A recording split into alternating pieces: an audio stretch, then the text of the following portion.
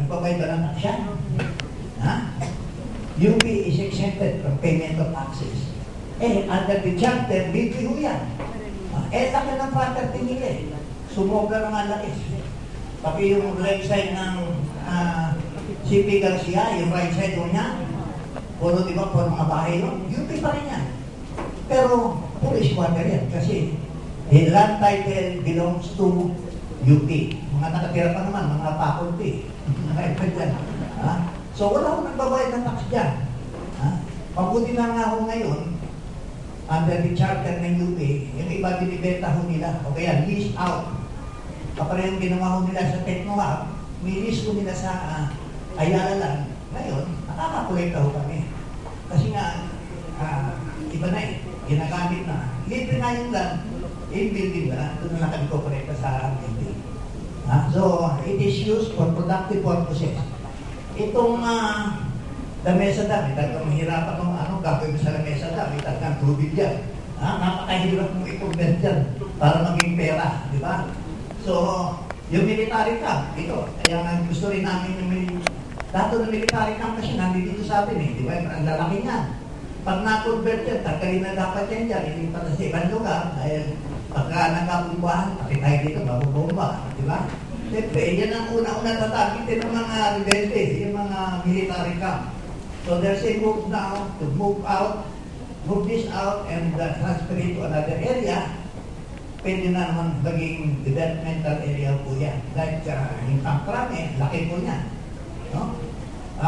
Yung Aquino Park, Wildlife, dito sa kabila, North and East Triangle. Siguro naririnig niyo naman po yung Manila Shipping Bank. Di ba? Have you read about the Manila Shipping Bank?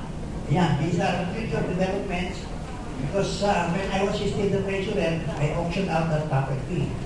No? Kasi ang contention po nila, exempted sila. At ito, hindi kayo exempted.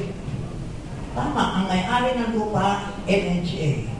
Sinong gumamit ng property? Nagkaroon ko ng yung user trap during the time of Marcos to use the property for 50 years. Ginamit ko ng Manila Shipping Bank. No? Ngayon, hindi ko nagbabayad ng Manila Shipping Bank. So, in-assess ko, pinadala ko ng notice, lumaban na sila sa korte, natalo sila. Umabot sa Supreme Court, talo rin sila. Sabi ng Supreme Court, you are actually using the property, you are the one supposed to pay, not NHA. Pag sinisigil mo naman sila, hindi naman kami may-ari ng lupa hindi ko nga may-ari. Kung gumagamit, alam mo naman na NHA magbabayad ng taxes, di ba? Very unfair naman kung NHA pa magbabayad. Ginamit mo na nga for 50 years, hindi ka pa rin magbabayad. Samantala, ang renta na nakukuha ko nila yan, napakalaki. Yung lahat ko yan, mga nagbabayad na, yung dalawa, 3 billboard lang yan, boundary na niya sila. Sa laki mo nung mga billboard yan, anong EDSA. Okay? Ito yung ating mga proposed zoning ordinances. Nandiyan na ho yan. Alam mo talagang makakahirapan dyan sa zoning ordinance, yung sa pagpapasan yan. Mas kaya ipapapasrak mo, nahihirapan mo talaga sa City Council. Ito yung proposed zoning ordinance na ito, submitted to City Council in August 25, 2011. Ongoing public hearing at the barangay and community level. Next slide. So ito naman yung future, increased density, no? Ito yung R1, R1A, ito yung ating mga lumalaki kasi mga property na ito. So maximize use of limited land. So yung iba, pinako-convert from R1 to R1A. Yung isa, R2 to R2A. Marami po ito, pinako-convert. Nandiyan po yan sa ating zoning ordinance. So that those properties from purely residential could now be used for semi-residential, iba mga townhouse, condominium, pwede na ro yan. No? Kaya nga meron silang conversion. Ito naman sa disaster risk reduction. Kasi alam niyo naman ho, yung tinatawag nating Marikina Port Line, ayaw na nila ngayon tawagin ng Marikina Port Line, di ba? Medyo nasisira daw yung Marikina. Ano tawag nila ngayon yan? West Valley Port, di ba? I-traverse halos Quezon City, halos datang dinaanan yan. No? So marami ho diyang properties na binibenta, baka gusto niyang bumili. Pero nga dyan isa, katatayo lang. More than 50 million na patayo niya doon sa bahay niya. Eh, hindi niya pala alam, yung pala na swak siya doon sa port line. Di ba? So, pagka bumuka lang naman yun, okay na okay siya, di ba? Doon na siya sa loob, ha? Binibenta na niya, even half the price. So, pero marami yun dyan, hindi nila pala alam kung nasaan yung port line. So, we have the description on where those port line are located. Ang ano lang naman, kung ito yung port line, umiwas o kayo, 5 meters away, to the left and to the right. Okay na, gagalaw ng konti, pero hindi na kayo siya swak sa rin. Ha? Meron mo yan, in-identify na po namin, lalo-lalo na yun sa mga blue ridge, ako, dami ko dyan, tatamaan dyan, ng mga residential properties. Okay? 10 meter to easement from both sides, sa Martina River, San Juan, sa mga river man. Then 3 meter easement both sides of the creek, esteros, and streams. No structures within the power transmission lines. Ito, yung transmission line natin, ang dami namin, di ba? Ang dami yung nakatirang residensya sa ilalim. Eh, bawal ho yun eh. So, we entered into an agreement with sino ba yung may-ari ng NAPACOR? National Grid Corporation, no? Sila na huminang may-ari niya kay Henry Sina, no? Kay Henry Sina may-ari niya.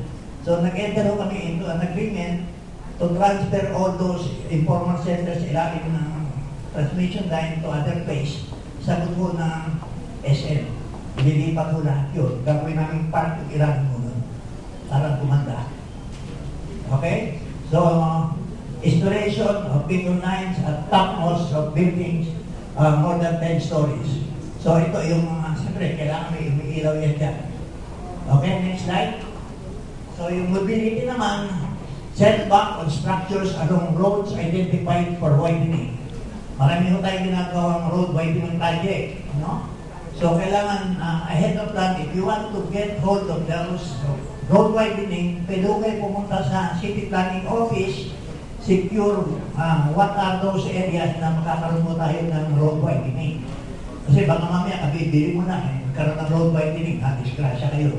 Diba? Lalo-lalo kayo, mga realtors. No? No structures within ROW o proposed roads in GSIS, Mindanao Avenue Extension, Republic Avenue, Visayas Avenue Extension. Marami ko kasi kami mga, para magkaroon ng interconnection ng mga roads, yan yung pinapa-fast track natin para gumanda. In coordination, of course, with the DPWH. Economic development, yung home occupation, home industries, convenience stores are conditionally allowed in residential areas. Ano ba yung mga yan? Kasi usually mga residential, di ba? Eh, iba, nagtatayo ng mga sari-sari store, convenience store. So, ayan, ang sabi dyan, yung mga home occupation, home industries, convenience stores are conditionally allowed in residential zones. Kasi minsan sabihin ni bawal eh, di ba? Kasi sari-sari lang naman eh. So ito, dapat alam nyo. Conversion of institutional areas into commercial zones. Marami ko kasi institutional areas sa Quezon City. And then, specialized urban development zone. Yung CBD, Tomas Morato, Banawe, Ayala, Tecnohub, Balintawak, and Payatas. By the way, yung Tomas Morato, by next year, we entered already into a contract with a utility firm. Lahat po ng mga lines, utility lines along Tomas Morato, end-to-end, would now be placed underground. Para maging social, di ba? No? Panik eh, di ba? Nakita-kita mo, di ba? Panik, kala mo mga salamat ng kuryente. Unahin mo muna namin yung along Tomas Morato bago yung Timog. Saka kami isa-isa. Kasi bibili na kami ng boring machine. Pagka yung boring machine, pag pinasok mo yun doon, dire-diretso hanggang dulo, lalabas na kagad atang equipment doon, yung mga utilities. Okay? Tapos yung compliance with UDHA requirement for socialized housing development, new settlement development, slum upgrading, and participation in the CNP projects with LGU and other housing agencies. Yung CNP, yan yung mga, let's say, private land, no? May squatter. Ano gagawin mo? Magbabayad ka ba ng tax? Sabi, bakit magbabayad? Sumira na nga yung mga squatter, magbabayad pa rin ako ng tax. Eh sabihin naman sa'yo, eh pag hindi